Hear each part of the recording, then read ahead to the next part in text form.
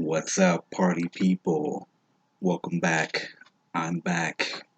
Brother Phil, Soul of a Nerd, reviewing the final episode, series finale, episode 9 of WandaVision, MCU, Disney Plus, Marvel Studios.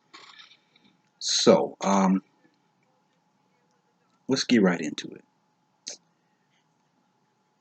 After all the intrigue and mystery and misdirections and uh, you know revelations and all that stuff, we get to episode 9. um, I'm gonna try to make this kind of brief. I mean, it was a series finale. It was a series finale, and there was a lot of stuff packed in. Personally, I was hoping the episode would be like an hour or so. So there's kind of a little bit of disappointment right off rip because it was only like 46 minutes, and it moved fast. That's one thing for sure. But in Marvel Studios fashion, they're able to just get away with um, cramming a lot into a story and yet making it feel somewhat fleshed out. So, you know, I mean, they finally had to do 3-hour movies basically with Infinity War and Endgame. Well, close to 3 hours. Infinity War was like 2:30 something, and Endgame was literally 3 hours. Prior to that, though, they were pretty good at doing, movies where the storyline moves quick and it doesn't feel like a long movie, that kind of balance. So, in a way, they pull that off here.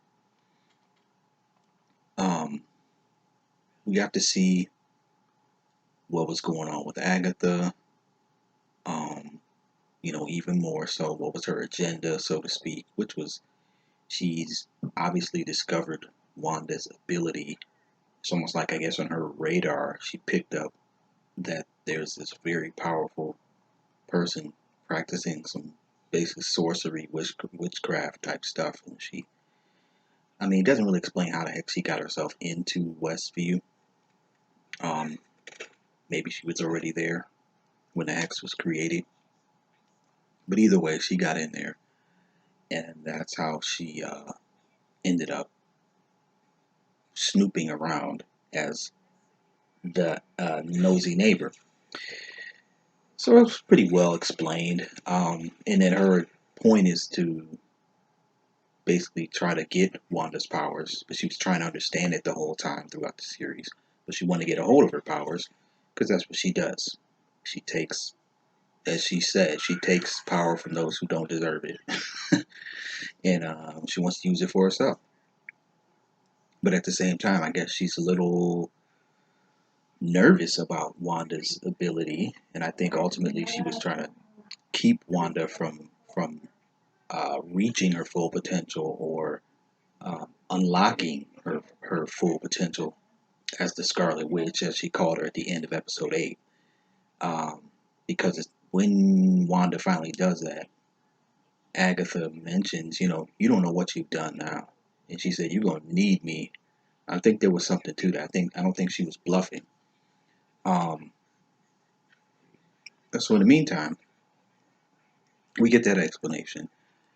They have a nice battle. And Catherine Hahn, again, it was a little bit of the Once Upon a Time ABC show, Disney movie, live action villain, little, fairy tale-ish. But for the most part, you know, her delivery of lines and kind of being sinister yet a little, not comical, but snide, I guess, or obnoxious, it came across pretty well. So I give her props for this.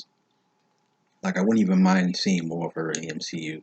But it's the kind of thing, like, if this would have been a movie villain, it would have came across. It would not have come across as well on the big screen. Like I said, when I think about somebody like Hella, you know what I mean? This is a much more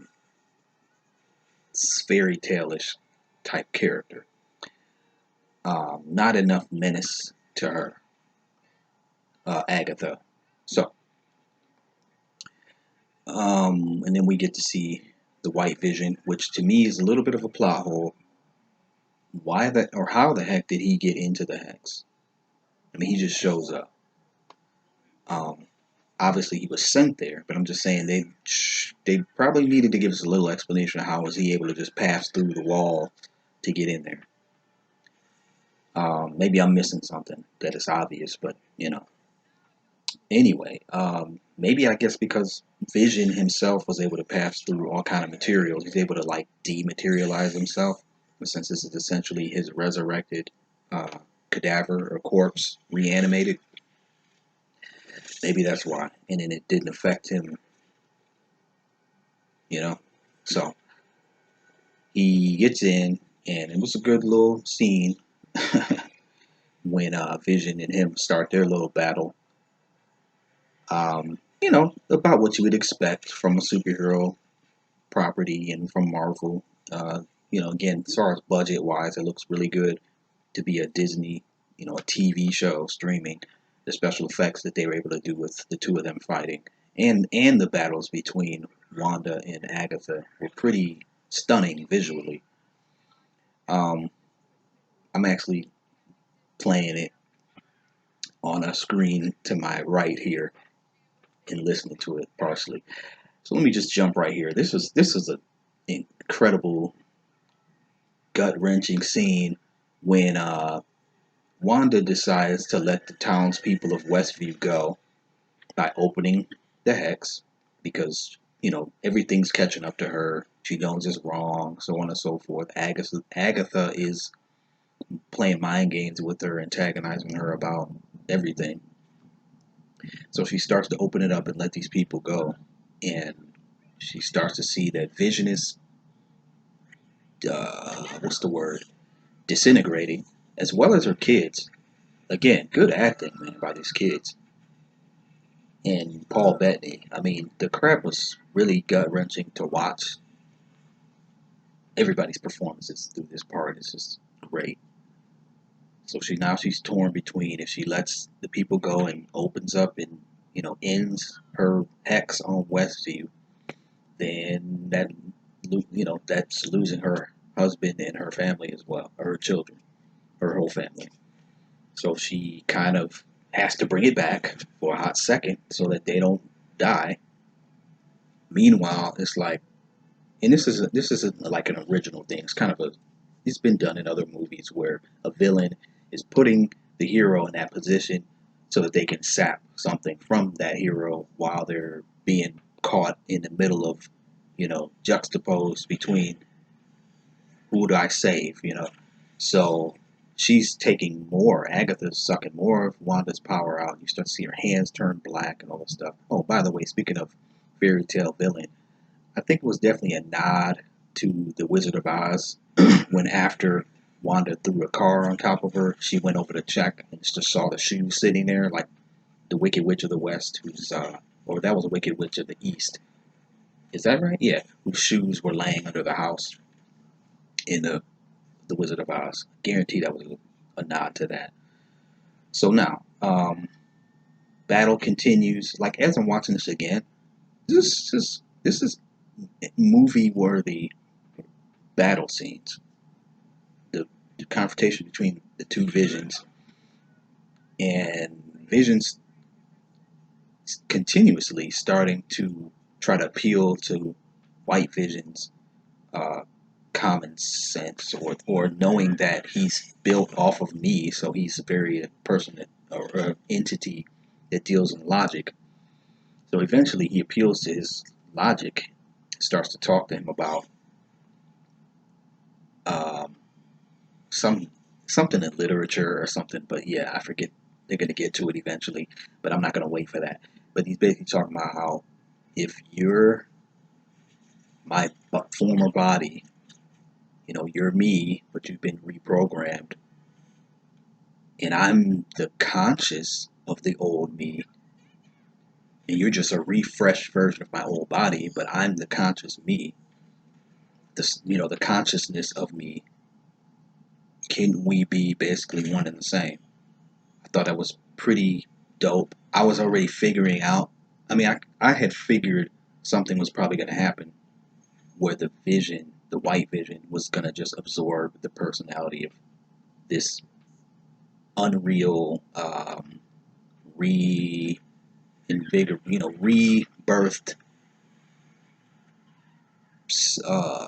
subconscious from Wanda, excuse me, materialized vision from Wanda's subconscious that they were going to merge somehow. So that's what we got. I mean, I saw that happening the minute we saw the white vision at the end of episode 8. I figured it'd be a battle, and somehow there's going to be a battle, and then they're going to merge. So that's what happened, and it was well done. Again, if you predict something, it's not like it sucks because you knew it was going to happen. As long as it's well done, then hey, I'm good. It was actually a great scene.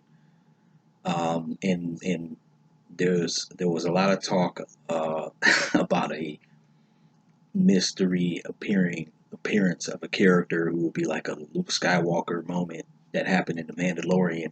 And I guess now basically this is what they were referring to, or Paul Bettany was referring to. So in a lot of ways, that may piss some people off, like he kind of put his foot in his mouth by promising that there was this unexpected appearance. And he said it was an actor he's always wanted to work with.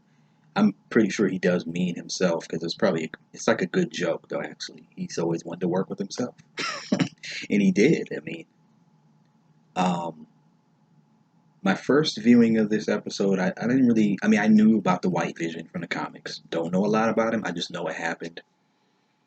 I didn't really care for this appearance, because and I was just telling my daughter yesterday, I'm a little disappointed because I like the red and green, magenta, whatever the heck you call that Vision. I love his design. I thought it was a great adaptation from what he looks like in the comics, which really would not translate well to the movie screen, in my opinion. But looking at it right now, this White Vision actually looks kind of dope. He, in a way, he does look more cold and robotic, which is what he's supposed to be. So that concerns me. But in his blue eyes, um, he just looks less human, and so and again, that's the intention. But dang, I mean, it's like if that's what we're going to be stuck with now, is a unemotional, less human version, which is what happens in the comics, as far as I know, then that's a little bit of a bummer. But anyway, so we don't know though, because the MCU does what the MCU wants to do. So the fact that Vision touches the White Vision, silver, white, whatever he's supposed to be, he ends up saying, "I am Vision," just happened, and he flies away. So something happened there. Like his conscious has now been split and merged into another being. Which, remember, Ultron was able to do that. So it may be a little spin off of that, because Vision is an offspring, an offshoot of Ultron, which is dope. So, and we never see him again. So that was interesting. I like that cliffhanger. I thought he'd show up again, but he didn't, and that's cool, because now we got an open-ended situation with Vision.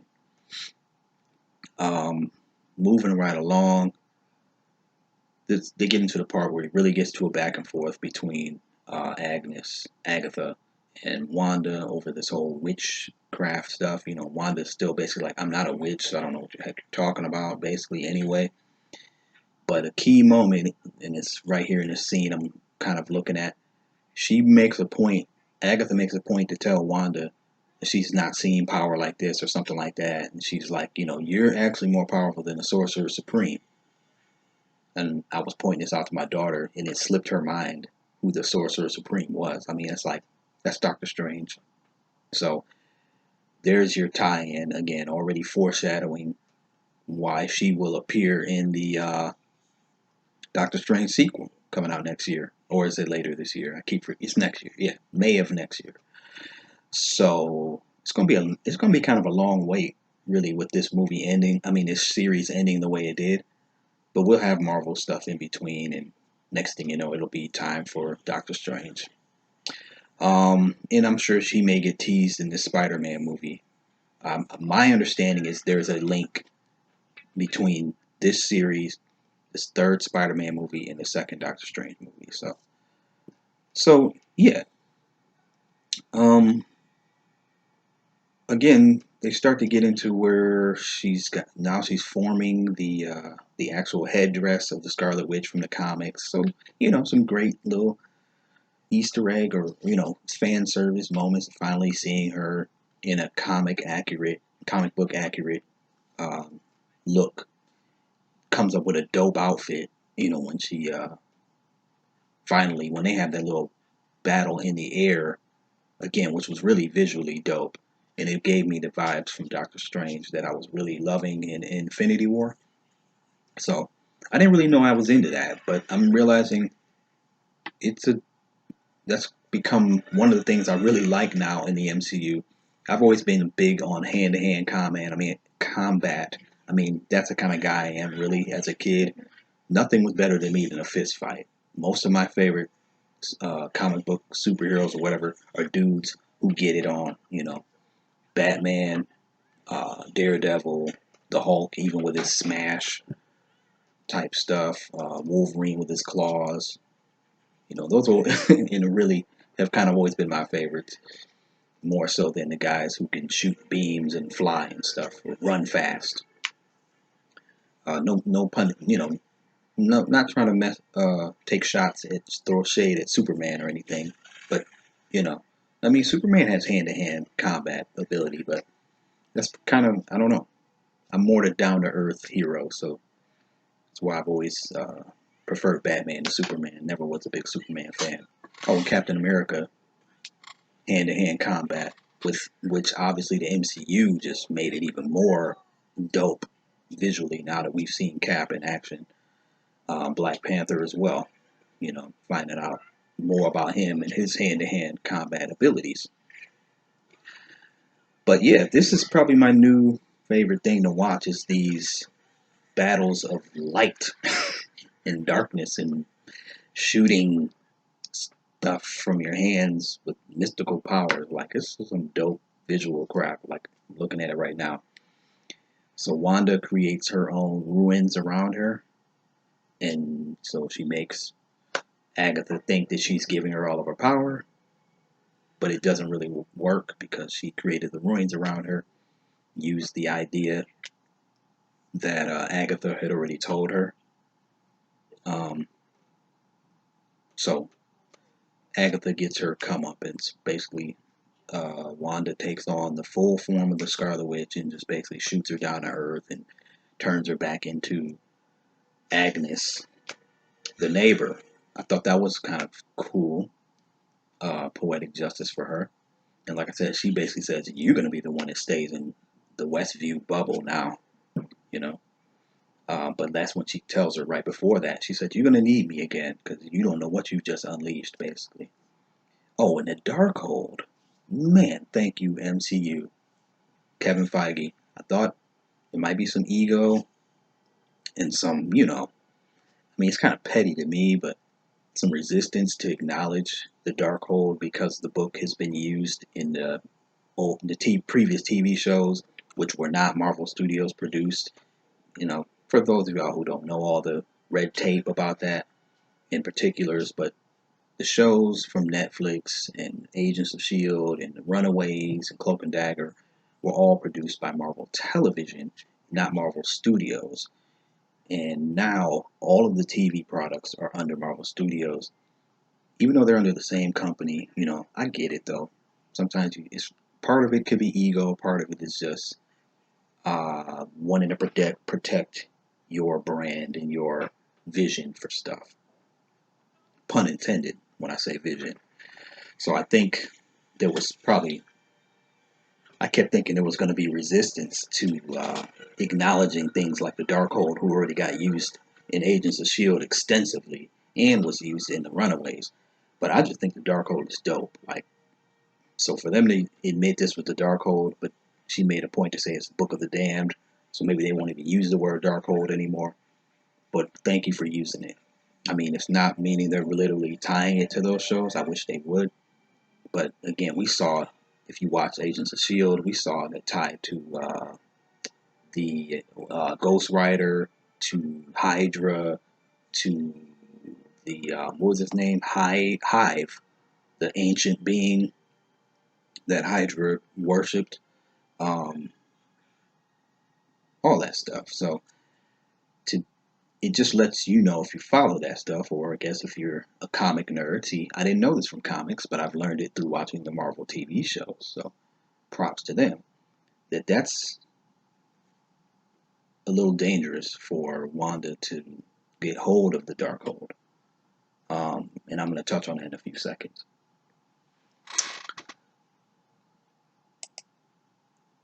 So then we get to the real heartbreak. You know, she's put Agatha in her place. She's accepted the full powers, but she's realized now, this thing has to come to an end. Now, granted, she doesn't know what happened between Vision and White Vision, and that there's a White Vision floating around with his consciousness now, possibly. But she has basically her goodbye scene. Vision of the Hex, realizes, hey, it was never meant to be. It's time for me to go. Has a really poetic line where he tells her, I was once a voice without a body, referring to Jarvis. Then I was a body. Dang it, what did she say? He said a body. I forget. And then he said, and then I became a memory brought to life, which really explains what he is in the Hex. As I was alluding to earlier, he's just really Wanda's memory brought to life via the power of the stone that exists in her and is connected to his awakening and consciousness anyway. But that was a really touching scene to put the kids to bed. Like, I was really trying not to choke up. And again, the acting of these kids, man, they're good. It just really looked like two kids who didn't know they about to die. Y'all going to bed and not waking up. And then you see the red of the hex bubble closing in to disappear, and it's like they're just looking out the window. The kids have no idea. Wanda and Vision are looking at it like, this is it. They go have their moment to say goodbye. I mean, this is a freaking great love story between these two. I mean, to put a love story in the MCU, it took them a long time, and I'm glad they didn't really make much effort with any other characters, because this is like the payoff to do it in a series format. So that happens. Vision's gone, and it's just back to that field that she was in when she first let out all of her anguish. Great freaking moment.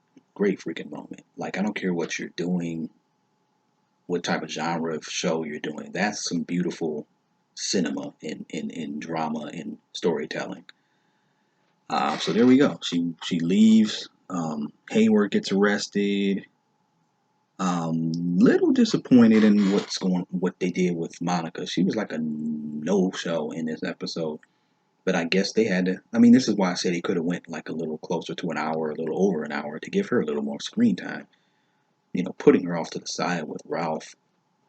I mean, I totally get it. It was a way to just, they had to conveniently find a plot reason for her to just not be involved in the battle.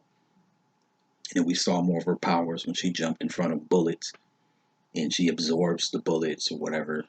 And her eyes changed the color of the gold bullets, I guess. So, I'm not too mad because we're going to get more from her.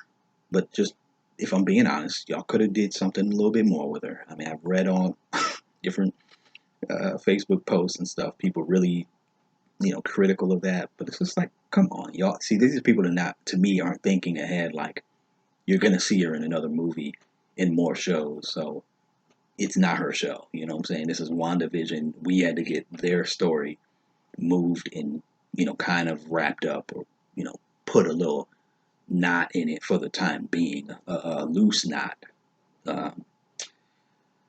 Yeah. Um, what else? What else? So, the Hayward thing was kind of anticlimactic, but it works because screw him. He was a secondary antagonist for the show. Really, it's all about Agatha, and really it's about Wanda straddling this line of where she's gonna go next, which gets me to my next point. Um, the people of the town were not feeling her once it was over with, so she more or less just went on her way. Probably, in a way, it's like I gotta go figure out what's next for me.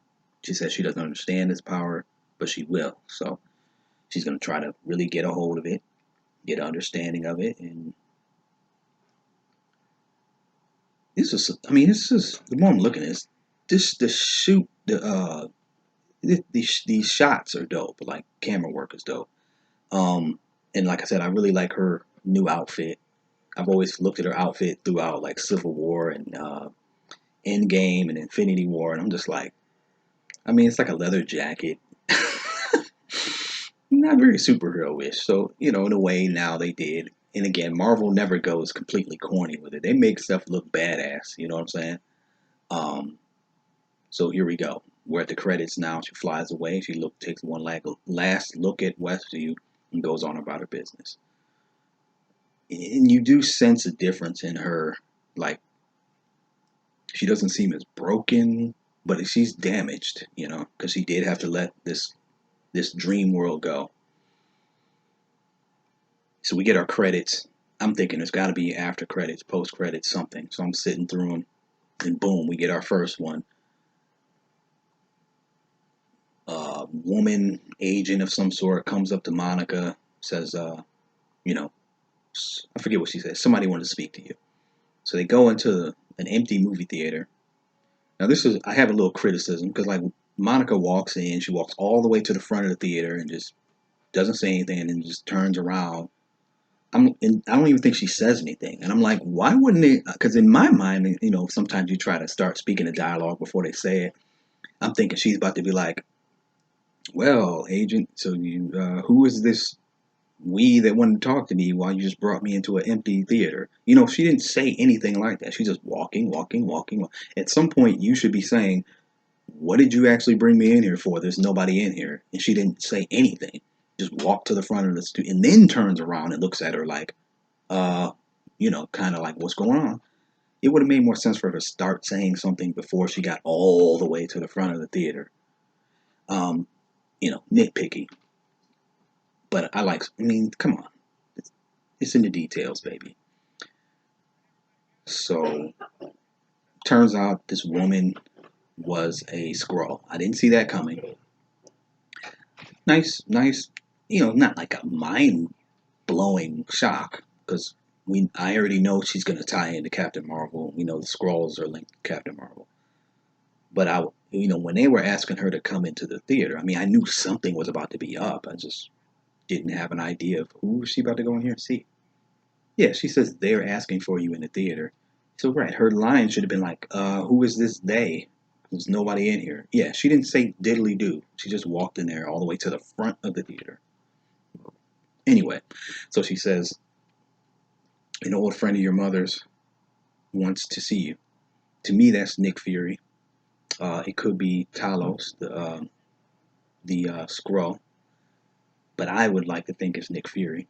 And she gets a little excited hearing that, because he said, "Where do they want me?" And she says, like, up in space. That was her dream when she was a little girl in Captain Marvel movie. So there's a nice little ending for her to tease into her next appearance.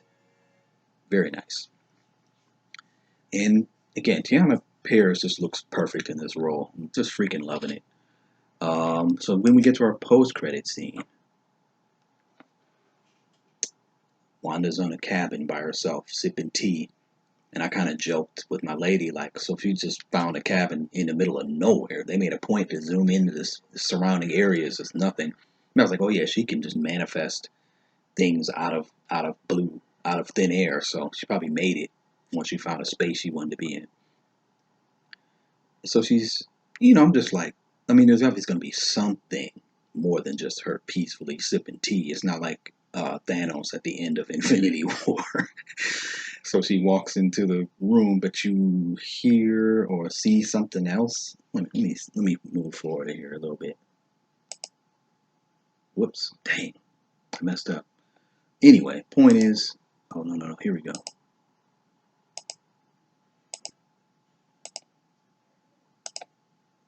Sorry, y'all. What is going on here? Sucker's not gonna let me get to the post credits. Here we go. Yes, there we go. So she walks into the cabin, and you hear a tea kettle, whistling. So she goes in to pour her tea. Come on, come on. In the meantime, there's activity going in another room, and you're like, I thought it was gonna be the White Vision, and it's like, oh, shoot, it's actually Wanda. So she's learned how to she's like duplicating herself. So she's doing two things at the same time, which is some next level crap.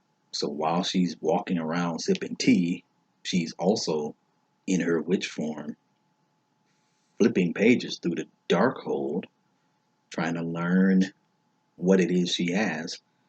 And again, if you follow the comics, I guess, but definitely if you follow the Darkhold from the MCU TV, loosely affiliated MCU, that Darkhold, they say basically the studying of it drives people mad, like trying to figure out the secrets to different things like eternal life or having all power and all that kind of stuff. It corrupts people basically, and that's what she's doing, and it is a pretty not so great look to her, with the red eyes and stuff. Key point I was telling my daughter, and she didn't have this yet, but I told her this is what I think. She's hearing her kids screaming for help, which is probably them from the ending of the hex, basically either remembering them screaming for help when they were laying on the ground disintegrating before, or it's like the new manifestation of when she did end the hex, they obviously got disintegrated that second time. So she's hearing their cries, and it's like all over again. It's almost, I told my daughter, it's like Darth Vader, His whole turn to the dark side was trying to save Padme and his children and his mother and everything. He didn't want anyone else to die that he loved and wanted the power to stop that. So I see a similar parallel kind of thing that she's going to be feeling like, no, my kids are still in trouble. Why am I hearing this?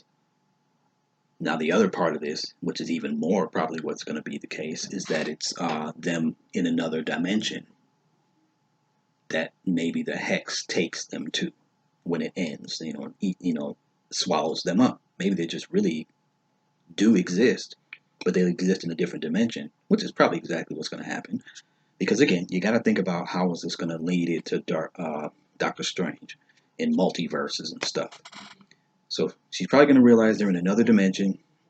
She's going to have to use the Darkhold to figure out how to go help them. And that's going to be bad because it's going to darken her character and make, some evil, for lack of a better word, develop in her. And I think she's going to be an antagonist in part of at least maybe, the first part or half or whatever of Doctor Strange and the Multiverse of Madness. I have a feeling it's almost like she's probably gonna have almost equal billing in this movie, like secondary to him. In a way, it's like the Tony Stark, Captain America dynamic in Civil War. Even though I've always felt like that does feel like a Captain America movie, but Iron Man's right there, or even a Thor Ragnarok, because Hulk's story was pretty, it was fairly prominent in that movie. So I think we're gonna get that, but that's like a no-brainer to me, that hearing her children crying out for help is the one thing that's going to make her really have to use some dark, she's going to have to almost sacrifice something or tap into something she shouldn't in order to try to save them because she loves them. Combine that with going into another dimension or multiverse to try to find them, Doctor Strange comes in. And it could be a villain from Doctor Strange that ties in. Nightmare, who's supposed to be rumored the villain for Doctor Strange Part 2. But a very creepy, Marvel-esque ending for end credit scene. So, uh, somewhat of a disappointing ending for the series, only because I put it like this. This is what I'll say. It doesn't feel like it quite lived up or paid off to the build up.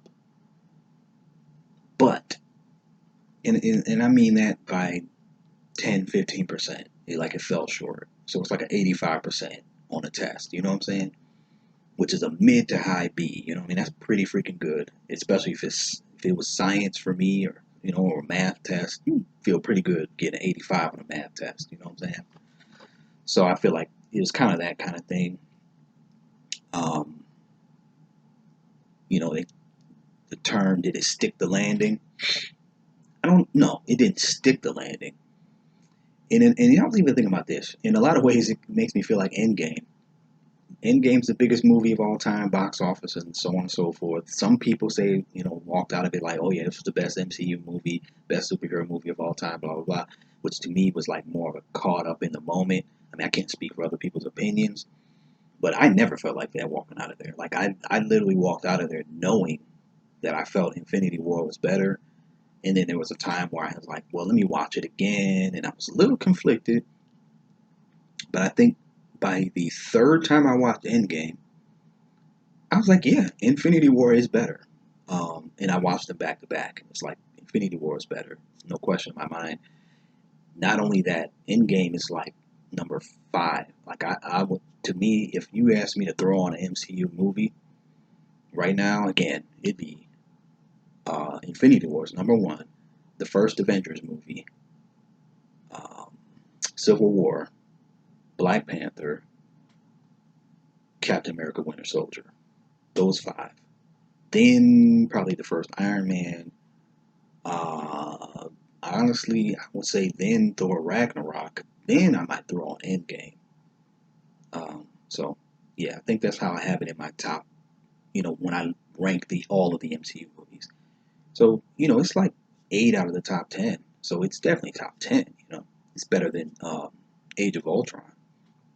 Although I like Age of Ultron. Age of Ultron is probably 9 or 10 in my top, in my rankings. So this is kind of how I feel about this.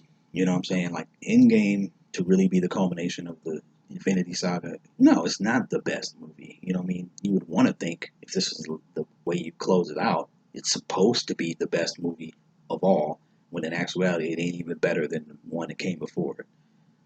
Or better than the first Avengers movie, or better than Civil War. You see what I'm saying? Or better than the solo movie like Black Panther, or a solo movie like Winter Soldier, in my opinion. That's how I feel about this. I think episode 7 and 8 were better than episode 9. I think the episode where we got into Monica's backstory was better than episode. Well, okay, they're about on par. So episode 9 may be the third best episode of the series. If you look at them individually out of context. But again, like Endgame, as a summation of the whole chapter, you can't really ask for much more. It's not like the movie's bad, you know what I'm saying? Because it's a lot to ask for to sum up stories. This is Marvel Studios is basically a victim of their own success at this point. They're a victim of their own greatness and a victim of their own success, in that they've raised the bar for their own material, and they tell such good stories in the meantime, or along the way, that then when they need to cap them off, it's bound to disappoint somebody. I read an article this past week, like maybe Tuesday or Wednesday, Thursday, prior to this episode being released. I never read it, but the headline was saying the director of the show said that he pretty much expects people will be disappointed. I'm gonna go back and read that article and watch some other YouTubers who posted their own videos about that statement, just to see what they say. And it's like, when I read that, I'm like, I mean, I agree with the dude. I didn't read the article, but I'm sitting there like, I would imagine in the article he's probably just going to be pontificating and basically expressing what I'm saying. It's not like he's saying it's going to be whack and people are going to be disappointed. He's just saying it's going to be hard for people to be satisfied, at least everybody. Um, but to me, that's a good problem to have.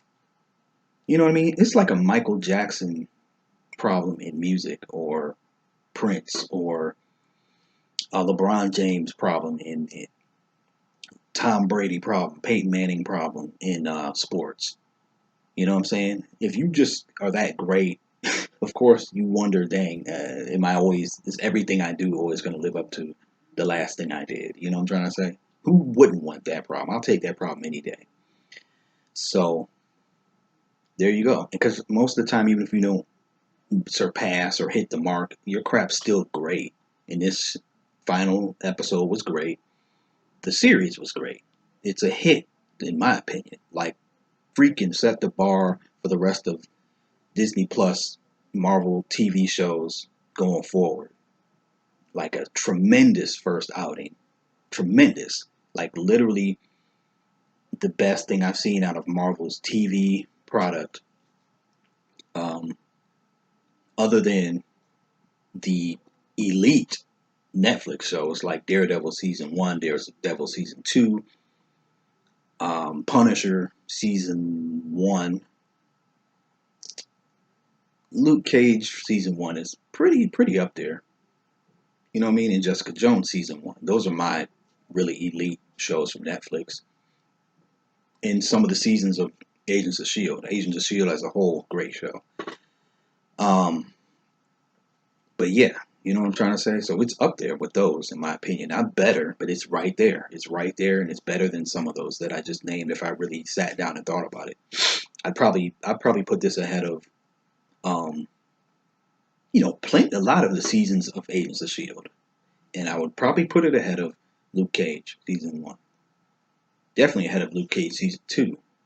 And but the point is, it's right there, up there with those. Um, Without the R rated, or harsh adult themed content and all that other stuff. So they're doing great. Loved it. Like, to give the series a score out of 10 or whatever, to me it's like 8.5, which again, that's like the 85% on the test, kind of, overall. Uh, Based on that, I would almost have to say 89%. This is like a B plus for sure. It's got to be a strong B plus. This ain't no B. This is a B plus as far as a grade. So let's go with that. B plus grade for Marvel Studios WandaVision.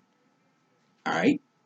So that's pretty much all I got. Really looking forward to Falcon and Winter Soldier, and I'll be doing my weekly reviews of those episodes, which start not this Friday, but the next one. I guess Thursday or Friday, which is also coinciding with Zack Snyder cut of Justice League, 4 hours of a different version of the Justice League, and I'm looking forward to that one tremendously. Like, that's literally one of the most anticipated things for me in 2021, and here it is already. It's hard to believe. Yeah. So thanks for checking me out. Leave a comment, like the video, share the video, and I'm gonna keep this thing rolling. About to come into some, hopefully, I believe some new money, and upgrade and give some production value to these videos. So yeah, what are your thoughts overall, individually, parts of the episode that you liked? I think I pretty much covered everything. I guess usually I have like a moment that I want to talk about. I don't really have a whole lot of those. I kind of covered them. And that was one thing I found. Like, it just felt like an even keeled, dramatic, catch your attention episode. But I didn't have a mark out moment or, anything like that. It was just a good, steady story developing. And like I said, the first time I watched it, there's a lot to process, kind of like walking out of MCU movies. And again, I did feel a little of that end game type feeling, like, man, did they actually really do a good job of closing up all this stuff? But even upon thinking about it some more and kind of watching it here in the background again, no, this was a dope episode. There was way more that was really good about it than there was nothing bad about it, and it was way more that was really dope than that was mediocre. Um, Also, one more thing, Mr. Fake Pietro, that was a little bit of a disappointment, and I know I'm going to read a lot about this. I already saw an article about that as well. I haven't read. There's going to be a lot of talk about, I think, about was that just trolling by Marvel to just drop the ball and not give us any payoff with that. Again, I told my daughter this, and I've been saying it in these videos. This dude was not supposed to have no connection to no X-Men, Quicksilver. Literally was just a wink to tell you, hey, look, remember him? He was in the Fox X-Men. We're using him to be a fake Pietro. I don't want it to connect to those movies at all. No way, no how. I would actually be annoyed if they did. So I don't have no problem with that. What I will say, is a little, I do take a little issue with, is that he's just Ralph Boner. So he was just the dude in Westview that Agatha put a necklace around and got control of him, and I guess that gave him his speed powers. It's kind of weak, but again, because I don't really care, and I didn't have hopes that he would be a sign of a multiverse or anything like that. So I guess that's really why I just thought about bringing it up right now, because really just to address the stuff I have kind of been seeing, the rumblings, and gripes that I've been seeing here and there, just to address that from my perspective. I don't really care. But yes, it is, even objectively speaking, it's kind of a weak way to just, considering that you knew you were setting us up to think there was more to this, and then you just brush them off like that. So I guess that's worthy of criticism to Marvel Studios for doing that, because that does feel like a big trolling activity. Same thing I've just read, about Monica mentioning an aerospace engineer. You know what I mean? No payoff. But actually, I'm about to watch a video by my man John Campia. Not my man, like as if we're friends, but probably my favorite person on these topics and movies and stuff, reviewing and pundit of just open discussion and theorizing and analyzing, critiquing, and enjoying and celebrating these types of things. He's got a video saying something about, did the well, I saw an article about this too. Is something, wait, what was it? It said, do theories, are the fan theories actually backfiring for this show because we're doing so much theorizing? We're setting us up for, disappointment again, which reminds me of the article I just said about the director of the series. So I'm going to go check that out and see what they're talking about, because it probably is true. You're getting people to do all this theorizing, but that's on y'all. You know what I mean? That's like, come on, that's your fault. Ain't nobody asked you to come up with freaking storylines and plot lines.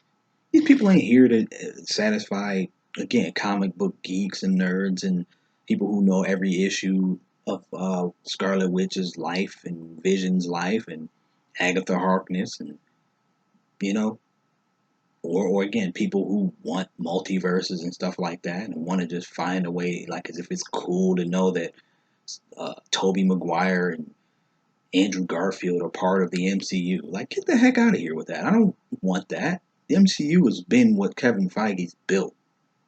Everything else is like second rate, in my opinion. Even the best Spider-Man movies, the best um, X-Men movies, there are no best Fantastic Four movies. Deadpool, whatever, that are good. Blade movies that are good. Anything that's happened is good. That's fine, but it's still, in my opinion, at this point, it's second rate compared to what the MCU is as a whole. So don't mess with that. Let them do what they're doing, until they prove that what they're doing ain't good. And they're a long way from that. If anything, this is the indicator that, man, they ain't lost a step. So I'm looking forward to Shang-Chi, Eternals, which come out this year, Spider-Man, dang, what is it called? Wait. No Way Home. Yeah, Spider-Man No Way Home. All of those are coming out this year. 3 movies. Oh, and Black Widow. So really, we got 4 movies still coming out from the MCU this year. Gosh dang. So that's May, July, October, and November. That's crazy. Wait, no, I'm sorry. May, July, November, December. I knew there's 2 movies coming out a month apart. So that's Black Widow, Shang-Chi, Eternals, Spider-Man. And I don't think any of those are going to disappoint, honestly. I don't think any of those are going to disappoint. So there we go. That's all I got. Thank you for checking in. Check me out on the other side once we get this first episode of Winter Soldier, Falcon and Winter Soldier coming up. I'll probably do a preview video to give y'all my thoughts on what I expect from it, maybe by next Thursday or so. Till then, one love, peace, thank you, share, like, subscribe. Peace.